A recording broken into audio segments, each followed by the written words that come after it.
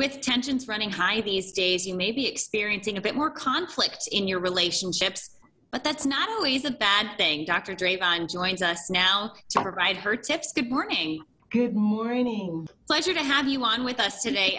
You mentioned leaning into conflict, kind of accepting the fact that we are maybe going to butt heads sometime. What do you mean by leaning into conflict and accepting it?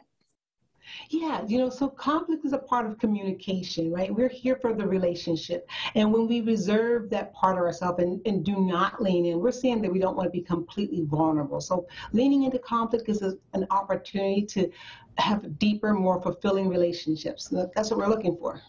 We need to learn to lean, though, because a lot of people have conflict arise and they want to avoid it altogether. How do we learn to make this adjustment?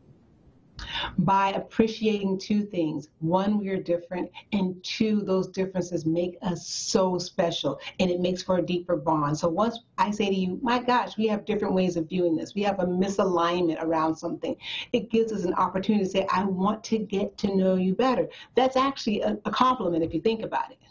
Certainly. And these relationships that we speak of, they could be friendships or spousal relationships. Maybe you're dating someone or even into the workplace, right? This can really, this reaches many. This reaches the masses. Right. I like to say that conflict is an abundant resource. We're not going to run out of it. It's going to be in every part of our journey. I've worn many hats in my life, and I've never had a part of my life, whether I'm the teacher, whether I'm the spouse, the mother, it doesn't matter. Conflict is in all of those areas.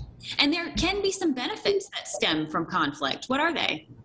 The number one benefit is deeper, more meaningful relationships. I mentioned that that's what we're here for, but there's also increasing our creativity, right? And so we become more creative when we listen to someone else describe their passions or how they feel, their different viewpoint. And we also move out of stagnation, so we get out of that rut. We're so accustomed to loving a routine, but conflict causes us to say, you know what? I've got to reevaluate. I've got to reevaluate. So it causes progression. That's what that's part of the life's journey. We don't stand still. We can stand still and get run over, or we can get in flow, and we want to be in flow. Change can be a good thing sometimes, that's for sure. Yeah. So how do you suggest we handle these conflicts and go about them the right way?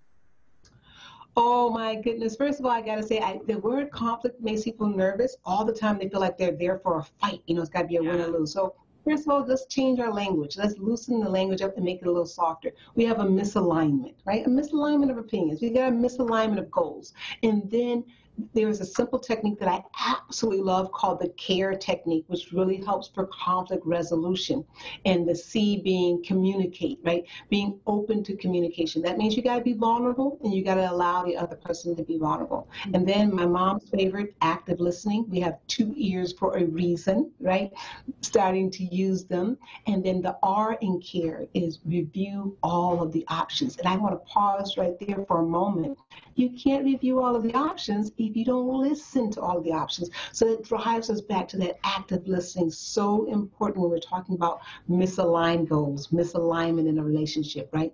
And then always approach this misalignment or conflict with an everybody wins philosophy, which means that the definition of winning means that you get to be heard. You often hear people say in the middle of a conflict is that you're not listening to me. You're not listening to me, right? People want to be heard. It's a sign of love. It's a sign of respect, right? So when everybody wins, everyone gets to be heard without judgment, shame, or condemnation. Just being open to being vulnerable and letting someone else be vulnerable with you. I think that's nice, and I think we need more of that, especially now more than ever. Tensions are high, people are stressed out. Maybe sometimes you snap at someone else, you don't mean to. Just have that conversation. Like you said, you might be hearing them, but are you actually listening to them? That certainly makes a big difference. Dr. Drayvon, thank you so much for joining us. Oh, thank you for having me. And if you want to listen to this segment again, just head on over to roadshow.com.